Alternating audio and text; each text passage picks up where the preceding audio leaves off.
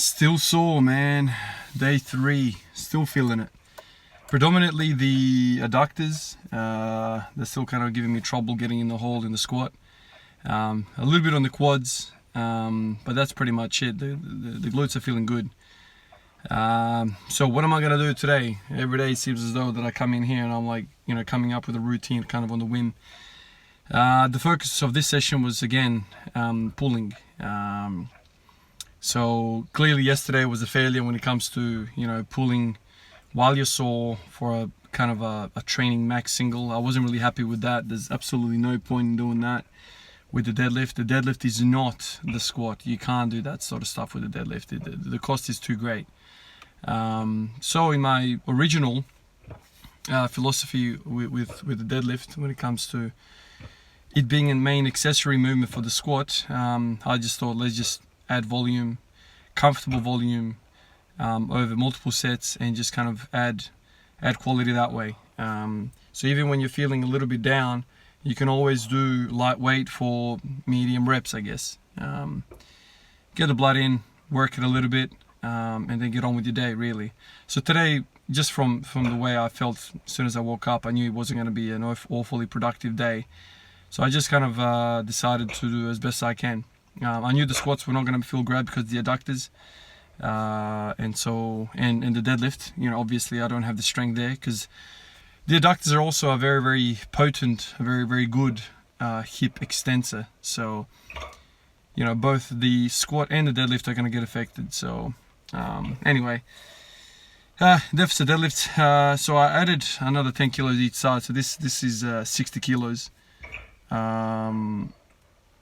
Felt pretty good, although right at the bottom, like here at the start, I did feel a little bit of lower back activity. So I think in terms of loading, I think this is as far as I'm going to take it, because the more you kind of go from here, the more leg drive you're going to have, the more you're going to have to bend your knee, because you don't want to mess around with any sort of lumbar flexion when you're loading a movement. So this is kind of the ceiling of what I'm willing to do at this flexibility level.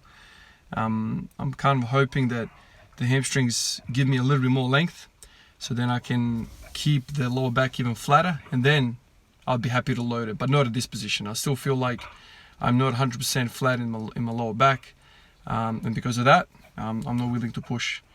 It's a really good way to add work.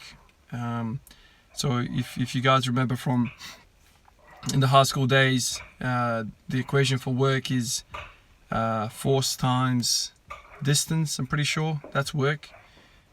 So you can apply more weight and kind of add more force to the movement, or you can just add distance, and you can also get the equivalent amount of work as if you were loading it. So it's a really clever way of kind of adding quality work without having to tax the central nervous system with huge amounts of kind of weight on your back. So that's a really cool way.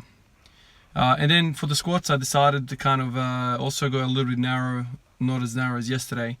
But it's really cool how you can kind of just pick and choose which muscles you want to use as a primary mover based upon the position that you take your body to. So this is still kind of narrow. If you notice, the feet are very, very parallel, pointing straight forward. It really kind of adds a different twist to the squat. The femurs are pretty much pointing forward, if not still kind of like going a little bit in.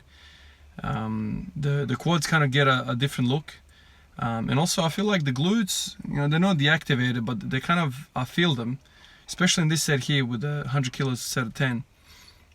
This actually felt really, really good. I feel very strong in the bottom.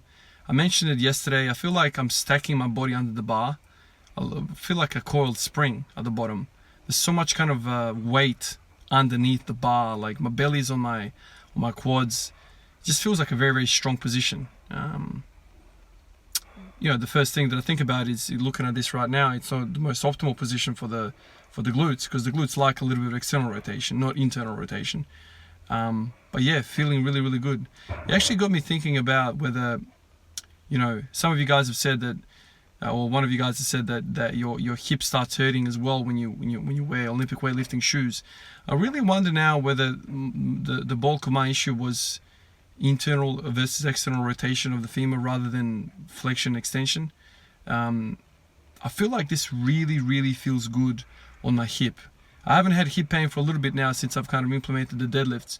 But that TFL issue, I think I'm pretty confident now that it's got to do with rotation of the hip. So if you kind of internally rotate your femurs, like I've done here, just pointing your feet forward, it just feels good.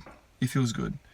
So I'm gonna tinker a little bit with this kind of narrow stance business and see how I go. But this is a 160 times 1. Still feels really good. Like I felt like that moved really well. At no point did I slow down. Anyway, food for thought, something to think about. I'll catch you guys in the next one. Peace out.